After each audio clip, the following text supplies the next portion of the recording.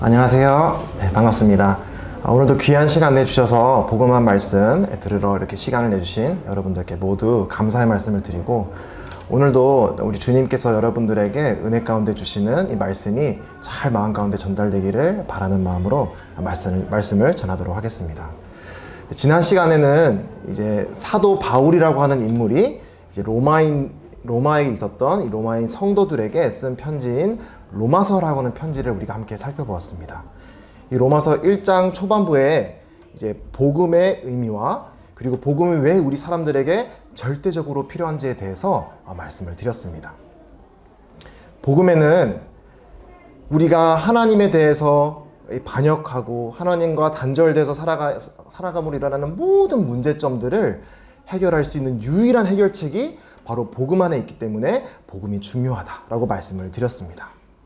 그래서 오늘 이 시간에도 하나님의 은혜로 우리의 어두웠던 눈과 귀가 열어지는 그런 놀라운 은혜의 역사가 있기를 간절히 소망합니다.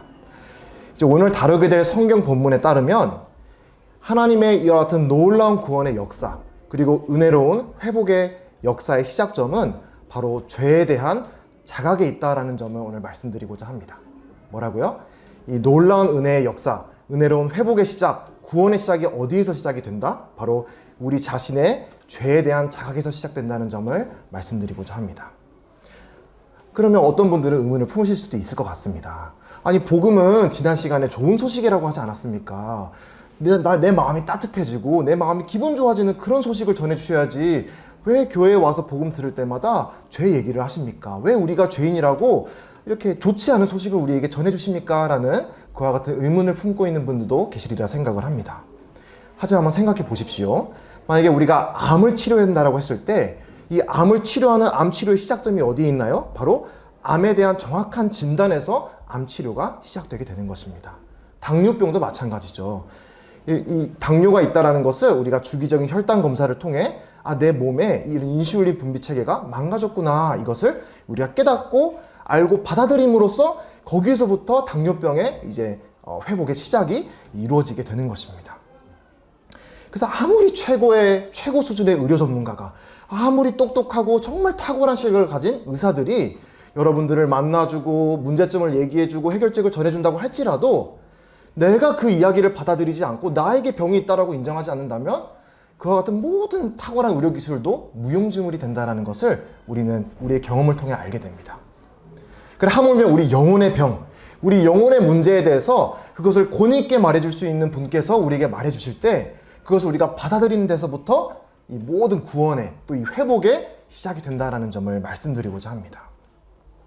그래서 사도 바울은 이 로마서에서 하나님께로부터 잃어버려진 모든 인류를 위한 복음, 좋은 소식이죠. 복음을 설명하면서 제일 언급하게 되는 메시지가 바로 이 죄에 대한 메시지입니다.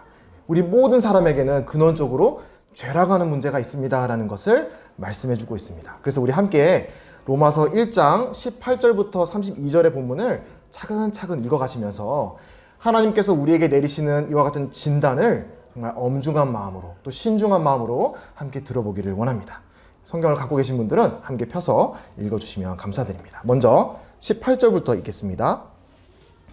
하나님의 진노가 불의로 진리를 막는 사람들의 모든 경건하지 않음과 불의에 대하여 하늘로부터 나타나나니.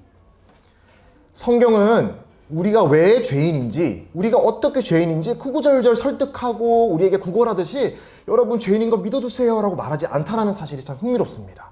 이 로마서 동일한 다른 구절에서는 하나님께서 우리 모든 사람이 다 죄 아래 있다라고 선언하였다라고 말씀을 하십니다. 이것은 선언된 사실인 것입니다. 이미 우리는 우리의 경험과 양심을 통해 우리의 마음이 또 우리 인류의 모습이 망가져 있다는 사실을 인정하지 않을 수 없습니다. 우리는 인류 역사성에서 이 죄악과 서로에 대한 증오와 이러한 같은 역사들이 끊이지 않아 왔다는 것을 우리는 잘 알고 있습니다. 이 수천 년 동안의 중세 시대라고 하는 교회 중심적인 시대가 있었던 적이 있었습니다. 근데 이제 이 교회 중심, 하나님 중심, 이런 교회 전통에 대한 것을 거절하고 이제 우리는 신의 속박으로부터 자유로워지겠다. 이제 우리 인간이 인류 역사의 주인공이 돼서 우리가 멋지게 인생을 살아보자. 하나님의 이름으로 행해졌던 나쁜 일들, 이제 우리 인간이 주체적으로 이 의를 이루고 평화를 이뤄보자라는 그와 같은 운동이 이제 17세기, 18세기 일어났는데 그것을 우리는 이제 계몽운동이라고 부릅니다. 이와 같은 인본주의 중심의 계몽운동으로 우리 인류는 실제로 예술과 과학과 기술 여러 방면에서 비약적인 발전을 이루었습니다. 그리고 사람들은 이렇게 막 인류 역사가 발전되는 것을 바라보면서 야, 드디어 우리가 그 중세 시대에 신의 이름으로 행해지던 그런 야만적이고 끔찍한 폭압과 전쟁이 이제는 멈춰지겠구나라고 생각을 했어요. 이제는 전쟁이 일어나지 않을 거야. 이제 신의 이름 아래서 일어났던 나쁜 일들, 이제 우리가 자유롭게 주체적으로 이 과학기술 문명에 발달한 우리 문명인들은 정말 평화롭게 잘 인류 역사를 일궈낼 거야 라는 믿음을 갖고 살아갔는데, 잘 아시죠? 19세기, 20세기에 들어서 이 인류 역사의 가장 큰 전쟁인 제1차 대전과 세계 2차 대전이 발발하였습니다. 알려지기로는 이 이제 2차 대전으로, 이제 세계 대전으로 인해서 7,500만 명이라고 하는 무고한 시민들과 또 이 군인들의 목숨이 잃어졌습니다. 21세기는 어떤가요? 전쟁이 없어졌습니까? 흉악한 범죄가 없어졌나요? 아닙니다. 우리 인류 역사에 많은 과학기술이 발달했지만 여전히 이 죄가 흘러넘치는 것을 보게 됩니다. 이 나라가 가진 영토와 이 자원에 대한 서로에 대한 이기심, 또 민족과 정교 간의 이런 증오심, 이런 것들로 인해서 아직도 지금 현재 진행형으로 전쟁들이 일어나고 있지 않습니까? 이 우크라이나와 러시아 전쟁만 해도 이 월스트리트 저널에 따르면 22년부터 24년까지 지금까지만 해도 민간인과 군인 다 도합해서 100만 명이 넘는 사람의 사상자가 있다라고 기록되고 있습니다. 이스라엘과 팔레스타인, 이 중동의 분쟁도 끊이질 않고 진행되고 있습니다. 이 구석기 신석기 시대에 우거우거 하면서 원시인들이 살던 그런 시대의 야만한 모습, 단군 할아버지가 우리 고조선을 건국하셨을 때 일어났던 그런 이 미개하고 좀 덜 떨어진 그런 모습이 오늘날에는 없느냐? 그렇지 않다라고 하는 것이죠. 오히려 20세기, 21세기 우리가 지금 살아가는 이 시대는 그 어떤 시대보다 야만적이고 그리고 서로의 증오가 넘쳐나는 정말 어두운 시대를 우리가 살아가고 있다라고 이 크리스천이 아닌 많은 역사가들이 말을 하고 있습니다. 그래서 성경은 진리를 막는 인간의 모든 불의 그리고 경건치 않음에 대하여 하나님의 진노가 나타나고 있다라고 엄중하게 말씀해주고 있습니다. 19절과 20절을 함께 읽겠습니다. 이는 하나님을 알만한 것이 그들 속에 보임이라. 하나님께서 이를 그들에게 보이셨느니라. 창세로부터 그의 보이지 아니하는 것들 곧 그의 영원하신 능력과 신성이 그가 만드신 만물에 분명히 보여 알려졌나니 그러므로 그들이 핑계하지 못할지니라. 하나님께서는 그분을 알만한 것을 우리 인간들의 마음속에 비추어 주셨다. 성경의 용어로는 계시해 주셨다라고 말씀해 주고 있습니다. 성경에 말씀하신 하나님은 숨어 계시는 미스테리로 꽁꽁 쌓여 있는 인간들에게서 도망치는 그런 그와 같은 신이 아니라 자기 자신을 확실하게 나타내시는 계시 하나님으로 말씀하십니다. 단 스스로를 부인하는 방식을 제외하고서는 하나님 자신의 어떠하심을 우리들에게 충분한 방식으로 나타내셔 왔습니다. 그 중에서도 오늘 본 이 구절에서는 하나님의 영원하신 능력과 신성이 깃든 자연세계를 통해서 하나님의 어떠하심을 나타내셨다. 이거는 우리가 하는 이 앞선 복음반의 형제님들을 통해서도 아마 잘 들으셨겠지만 이 황활한 우주의 기원과 이 복잡한 우주의 설계와 또 우리 인간 내면을 바라보게 할 때 일어나는 수많은 유전자, 이런 체계, 또 우리 마음속에 있는 양심, 지성, 영혼을 추구한 이와 같은 이 다른 세계 만물과는 다 구별된 우리의 어떤 추구, 이런 것들을 바라보게 될 때 도저히 우리 인간은 그냥 뿅 하고 그냥 우연하게 생겨난 존재라고는 믿을 수 없는 것들이 다 우리 세계에서 또 우리 안에서 발견되는 것을 알 수 있습니다. 근데 이 시간에 특별히 제가 한번 나눠 드리고자 하는 한 가지 예시는 최근에 이제 미국의 한 목사님이 이제 영상을 통해 들었던 어떤 설교 영상이었는데 저도 참 개인적으로 감명을 받은 참 통찰력이 있다라고 생각했던 한 이야기를 전해드리고자 합니다. 이제 구약 성경 시대에는 하나님께서 그분의 백성들에게 그분 자신의 이름을 나타내셨는데 알려주셨는데 유명한 하나님의 이름 중에 하나가 바로 무엇이냐면 여호와라고 하는 이름입니다. 여호와. 또 어떤 곳에서는 야훼라고 말을 하기도 해요. 그래서 이 여호와, 야훼, 나는 스스로 존재하는 자다라고 하는 의미의 이 이름의 이제 원어를 보게 되면 우리는 이제 여호와라고 해서 자음과 모음이 잘 합쳐진 그런 단어처럼 우리에겐 전해지지만 사실 원래 언어를 보게 되면 모음이 존재하지 않는다라고 해요. 그래 이제 발음이 안 되잖아요. 모음이 없으면 발음을 할 수가 없기 때문에 우리 편의상 발음할 수 있도록 야훼 아니면은 여호와라고 모음을 붙인 것입니다. 그래서 진짜 이제 그 단어 하나님의 이름을 발음하게 되면 이제 잘 몰라요. 아무도 그걸 정확히 아는 사람은 없습니다만 마치 호흡하는 것과 같은 발음이 난다라고 해요. 이렇게 숨을 들이마시고 내쉬는 것 같은 소리가 난다라고 합니다.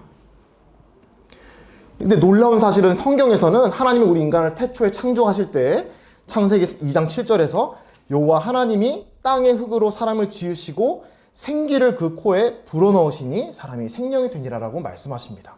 인간이 어떻게 살아있는 존재가 되었느냐? 하나님은 흙으로 사람을 지으시고 그 안에 호흡을 후 하고 불어넣었을 때 사람이 살아있는 영, 생명이 되었다라고 말씀하십니다. 이사야 42장 5절에서는 땅 위의 백성에게 호흡을 주시는 분이 바로 여호와 하나님이시라고 말씀하십니다. 곰곰이 생각해 보면 우리 모든 사람은 아기가 처음 태어나서 엄마 뱃속에 태어나면서부터 그 정말 숨가쁘게 칼딱칼딱 숨을 쉬는 이렇게 숨을 쉬어가면서 우리의 어떤 이 땅에서의 첫 걸음이 시작된 이후로부터 이제 마지막 우리가 숨을 거두면서 숨을 숨가쁘게 쉬는 그 순간까지 우리의 허파는, 우리의 이 코와 입은 이 시작 전부터 끝까지 누구의 이름을 들이마시고 내쉬고 살아간다라고 하나요? 바로 하나님의 이름을 들이마시고 내쉬며 살아간다라고 하는 이런 통찰을 들으면서 참 그렇다. 우리는 이 태어나면서부터 이제 죽을 때까지 여호와 하나님의 이름을 들이마시고 내쉬면서 살아가고 있습니다. 우리의 존재는 하나님의 존재 위에 서 있는 존재라고 하는 것을 우리도 모르게 늘 증거하며 살아가는 것입니다. 근데 어리석게도 우리는 하나님을 모르는 것처럼, 하나님은 이 세상에 존재하지 않는 것처럼 이렇게 저 멀리 밀어놓고 살아가는 것이 바로 우리 인간의 모습, 우리 자신의 모습이다라고 하는 것입니다. 사도행전 17장 28절에서 이제 사도 바울은 이렇게 말을 합니다. 우리가 그를 힘입어 살며 기동하며 존재하느니라. 여러분, 우리는 마음을 돌이켜야 합니다. 우리는 마치 하나님이 존재하지 않는 것처럼, 나를 지은 창조주 같은 것은 존재하지 않는 것처럼 밀어놓고 살아가고 있을지 모르겠지만 이 우주 자연 만물이, 우리의 호흡이 내가 하나님의 형상을 따라 지음받은 존귀한 존재라는 것을 증거하고 있다는 사실을 믿고 내가 그렇지 않고 살아가는 내 자신을 돌이키시길 바랍니다. 여러분을 사랑하시고 여러분을 간절히 기다리는 그 하나님께로 돌아오시기를 바랍니다. 21절과 22절, 로마서 1장 21절과 22절로 돌아오겠습니다. 하나님을 알되 하나님을 영화롭게도 아니하며 감사하지도 아니하고 오히려 그 생각이 허망하여지며 미련한 마음이 어두워졌나니 스스로 지혜 있다 하나 어리석게 되어. 이 본문에서는 우리가 빠져있는 이 문제점인 죄라고 하는 문제의 본질과 결과를 잘 설명해 주고 있습니다. 죄의 본질이 무엇이냐? 내가 얼마나 악질적인 죄를 저질렀느냐가 아니라 내가 얼마나 다른 사람들에게 얼마나 많은 피해를 끼치고 살아갔느냐도 아니고 내가 얼마나 많은 법들을 어겼냐도 아니고 내가 사람들 사이에서 어떤 나쁜 평판이 있느냐도 아니라는 사실에 주목하시기 바랍니다. 많은 분들이 죄라는 말을 들으면 나 떳떳하게 살았는데, 나 누구한테 죄인이라고 손가락질 받을 만큼 그렇게 나쁜 짓 안 하고 살았는데 라고 말씀하시는 분들이 계세요. 네, 그것대로 참 좋은 일입니다. 하지만 성경에서 진단하는 죄라고 하는 것은 말씀하는 것처럼 하나님을 알되 영화롭게도 감사하지도 아니하는 것이 바로 이 죄라고 하는 것의 본질에 있다는 것을 말씀해주고 있습니다. 하나님을 알만한 충분한 증거가 우리 가운데 비추어지고 있는데, 근데 우리 마음속에 하나님이 마땅히 자리해야 된 그 자리에 하나님을 모시지 않고 살아가는 것, 내 삶의 주인, 내 삶의 창조주의 자리가 있는데 그 자리에 하나님을 밀어넣고 내가 주인이 되어 살아가는 것, 이것을 죄에서는 죄라고 말씀하고 있습니다. 그래서 나를 존재하게 한 창조주가 있다면 우리의 마땅한 태도는 그분에게 깊은 감사와 존경을 표하며 살아가는 것이 합당한 태도입니다. 여기에서 이제 이 죄가 출발된다라고 말씀하고 있는데 그 결과가 뭐라고 말씀하시나요? 그 생각이 허망하여지고 미련한 마음이 어두워지며 어리석게 된다라고 말씀하십니다. 여기서 말하는 어리석음, 미련함 이런 것들은, 이런 표현들은 어떤 지적인 능력, 학식, 전문성을 말하는 것이 아니에요. 하나님을 믿지 않는 분들 중에서도 얼마나 많은 분들이 지적으로 훌륭하시고 정말 뛰어나시고 똑똑하시고 사람들과 잘 지내시고 또 자기가 하고 있는 일에 최고의 전문성을 가지고 있는 분들 있습니다. 그리고 그게 나쁜 일이 아닙니다. 근데 여기서 말하고 있는 것은, 여기서 생각과 마음이 어두워졌다라고 하는 것은 하나님께서 그 삶에 두신 목적과 의미가 상실되어 있다라는 의미예요. 예를 들어서 아무리 훌륭한 도구도 용도에 맞지 않게 사용되면 무용지물인 경우가 있게 되는 것입니다. 예를 들어 아주 예리하게 버려진 칼이 있다라고 생각을 해봅시다. 이 칼이 정말 이 세상에 어떤 칼보다 날카롭게, 어떤 칼보다 예쁘게 아주 이렇게 정갈하게 잘 벼려져서 쫙 전시가 된 칼이 있다라고 생각을 해봅시다. 그래서 이 칼이 원래 설계된 목적대로 이제 뭐 어떤 야채를 잘 재료를 다듬다던가 뭐 이렇게 고기를 자른다거나 아니면은 뭐 이렇게 나무와 이런 돌들을 잘 깎는다라거나 이런 목적에 맞게 이 칼이 잘 사용하게 되면 그것은 유용한 칼이 되는 것입니다. 하지만 그 의도와 목적에 맞지 않게 어떤 사람을 찌른다거나 누군가를 해치는 그런 용도로 이 칼이 사용되게 되면 이 칼 자체는 아주 뛰어난 칼이죠. 아주 뛰어난 칼입니다. 날카로운 칼입니다. 하지만 쓸모가 없는 칼이 되는 것입니다. 내 마음에 하나님의 자리에 모셔두지 않고 살아가는 일로 생기는 그런 많은 형상들에 대해서 이제 이어지는 구절에 말씀해주고 있는데 한번 살펴보겠습니다. 23절부터 25절까지의 말씀을 한번 읽어보도록 하겠습니다. 23절부터 25절입니다.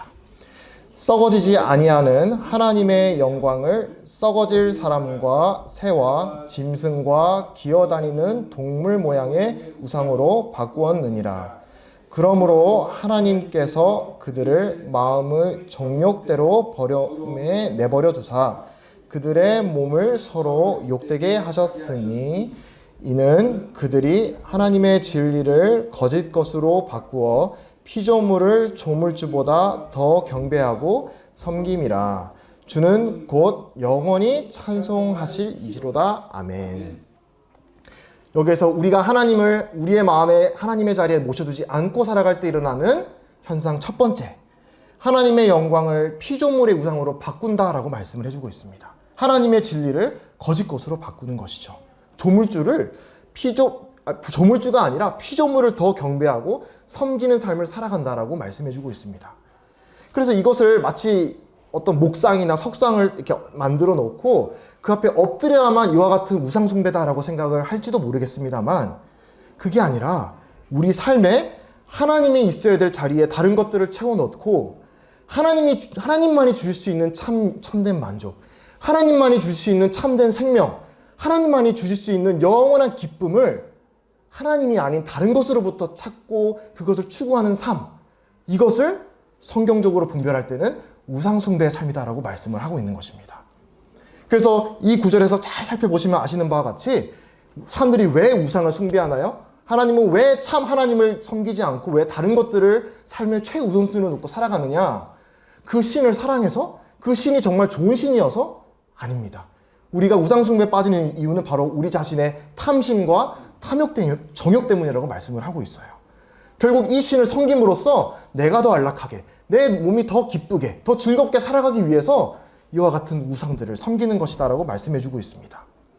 그리고 정말 무서운 말씀 중에 하나는 이와 같은 형상들로 일어나는 형상들에 대해서 하나님의 진노가 나타나는데 그 진노가 무엇이냐면 하나님이 그 곧장 사람들을 징계하시고 거기 있는 자리에서 이렇게 교정하시는 것이 아니라 그 마음의 정욕의 더러움대로 내버려 두신다라고 하는 일입니다. 계속 이제 앞으로 이 구절이 이어지게 될 것인데 한번 또 이어서 살펴보도록 하겠습니다. 이제 두 번째 현상 26절과 27절 말씀을 함께 읽어보겠습니다.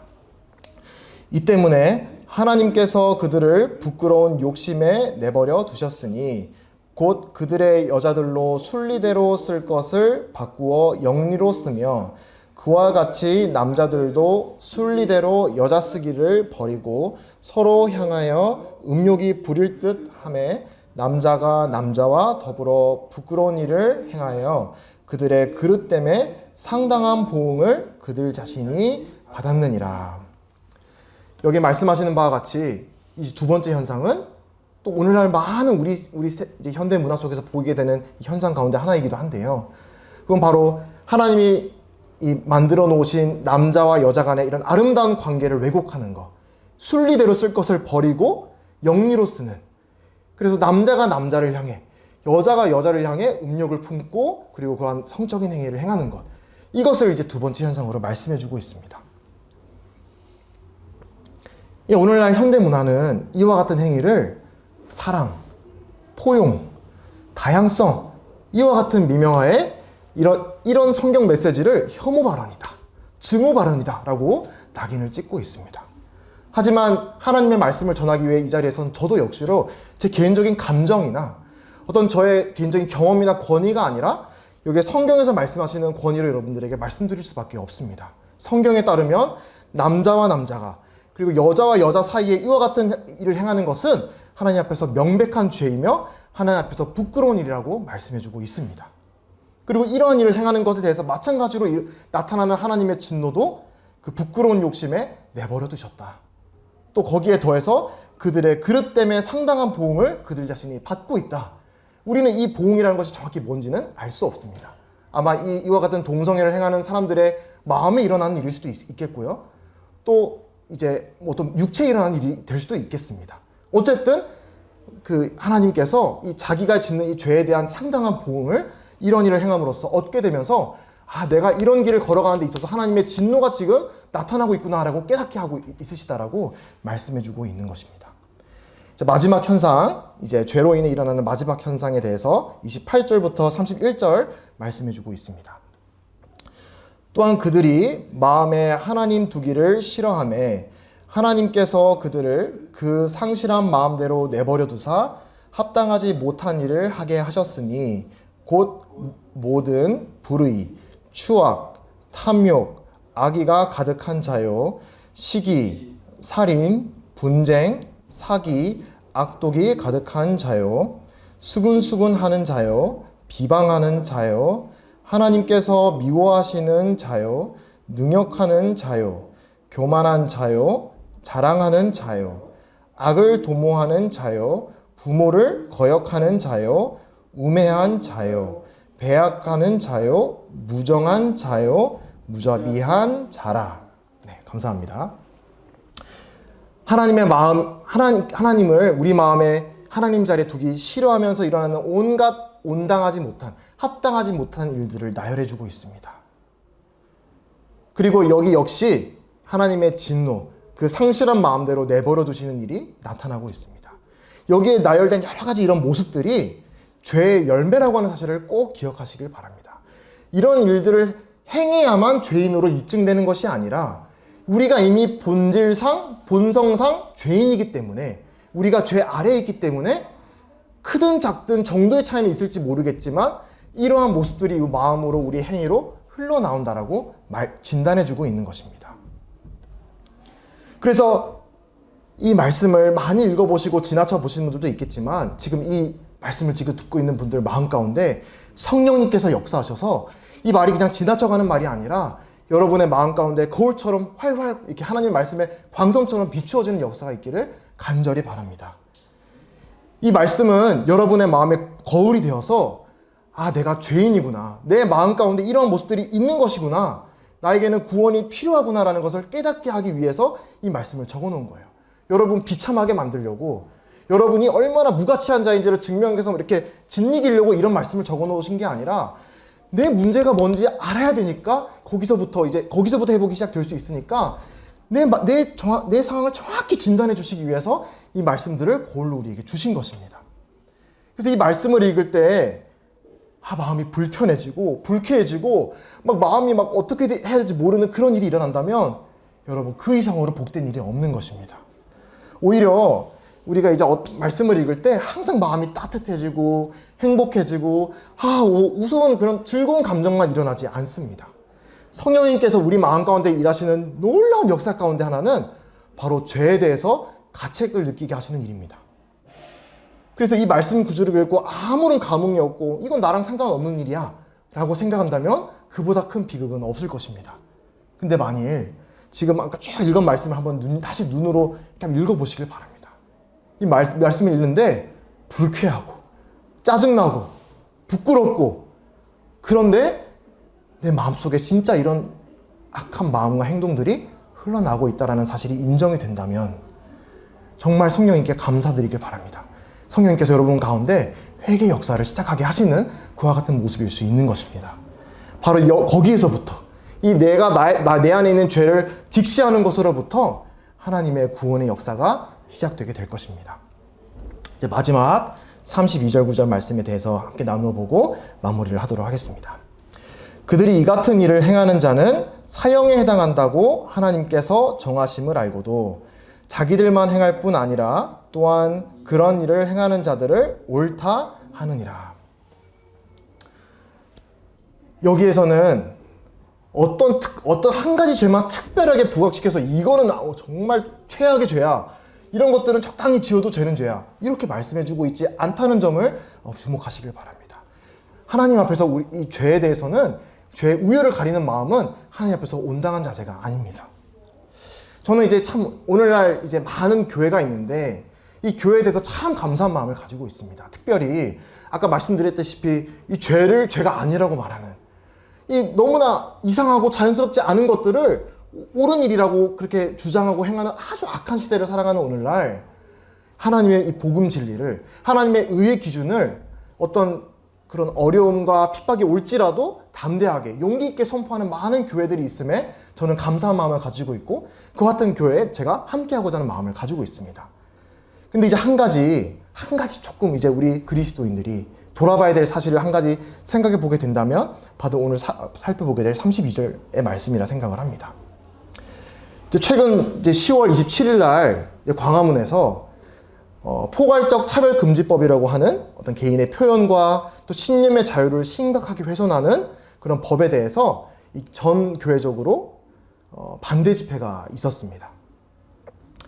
저도 이제 하나님이 이 가족 그리고 부부라고 하는 것은 하나님이 제정하신 것이기 때문에 이 아름다운 가정과 부부라고 하는 제도를 이 악법에 의해 파괴되지 않길 바라는 그런 간절한 마음으로 개인적으로 자발적으로 이 집회에 저도 참석을 했습니다. 하지만 때로는 우리 크리스천들의 태도가 이 동성애에 대해서는 막 지옥불에 떨어져라, 막 모든 세상의 저주를 다 담아서 이거는 정말 최악의 죄야, 막 이렇게 막 저주를 퍼붓는데, 근데 다른 죄에 대해서는 그렇게 심각하게 이제 비중을 두지 않는. 그래서 마치 그런 의도가 아니라고 할지라도 다른 죄에 비해서 이 죄만 가장 특별하게 나쁜 죄라고 이렇게 오해가 될 만한 그런 모습을 보이는 거에 대해서는 제 개인적인 분별로는 동의하지 않습니다.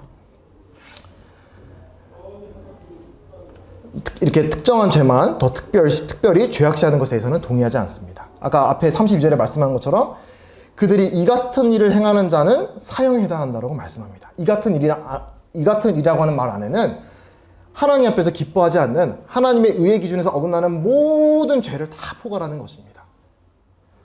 그래서 동성애가 아니라 이성애 안에서는 타락이 없습니까? 남편을 두고 다른 남자와 부적절한 관계를 갖는 것은 이성애니까 동성애보다 덜 심각한 죄입니까? 미성년자를 성적으로 착취하는 죄는 동성애가 아니니까 동성애보다 덜 심각한 죄입니까? 행위로 짓는 죄 말고 마음으로 짓는 죄는 어떻습니까? 음란물을 보고 누군가를 볼 때 음욕을 품고, 우리 주님께서는 친히 말씀하시기를 하나님의 의의 기준에서는 마음으로 음욕을 품으면 이미 가늠한 것이라고 말씀을 하십니다. 그래서 32절에서도 이 모든 죄를 행하는 자는 무엇에 해당한다고 선고를 하시느냐? 바로 사형, 죽음에 해당된다고 하나님께서는 정하셨습니다. 그래서 무슨 죄가 다른 무슨 죄보다 더 악하니 덜 악하니 이거를 구별짓는 문제는 우리 인간에게 주어진 문제가 아닙니다.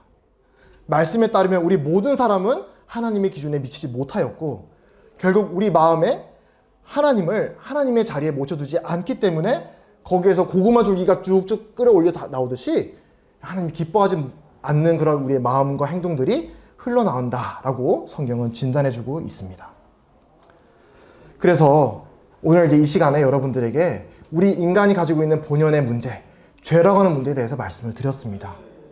이 죄에서 돌이켜야 한다는 이 말씀에 비추임을 받고 계속 거절하게 된다면 마음은 점점 더 굳어져 가고 더 완악해져 가게 됩니다. 성경은 마지막 날에 우리 모든 사람이 하나님의 심판대 앞에 서서 우리가 행한 대로 판단을 받을 것이라고 약속해주고 있습니다. 오늘 말씀에서는 그런 하나님의 최후의 심판과 진노에 앞서서 우리가 우리 멋대로 살아갈 때 나타나는 지금 현재 진행형의 하나님의 진노에 대해서 말씀해 주시는데, 그건 바로 우리의 행하는 대로 내버려 두신다라고 하는 말씀입니다. 여러분, 정말 간절하게 울부짖는 마음으로 여러분들에게 간구드립니다. 이 하나님의 외침을, 이 경고를 가볍게 여기지 않으시기를 바랍니다. 내가 정말 못된 짓 하고 나쁜 짓 하고 사람들 잘 모르는 적당한 타협선을 타고 살아가는, 하나님이 기뻐하지 않는 삶을 살아가면서, 그런데 하나님이 조용하시고 아무런 내 삶에 나쁜 일이 일어나지 않는다. 오히려 더 세상의 삶이 성공적으로 이렇게 잘 가고 있고 문제가 없어 보인다. 그거야말로 정말 무서운 일이라는 사실을 기억하시기를 바랍니다. 이 주님의 엄중한 경고의 말씀을, 또 우리 안에 이 죄에 대한 정확한 하나님의 진단을 우리가 정직한 자세로, 그리고 겸손한 자세로 우리 모든 사람이 구별 없이, 차별 없이 하나님 앞에서 겸손한 자세로 하나님 앞에 나와서 저를 구원해 주십시오.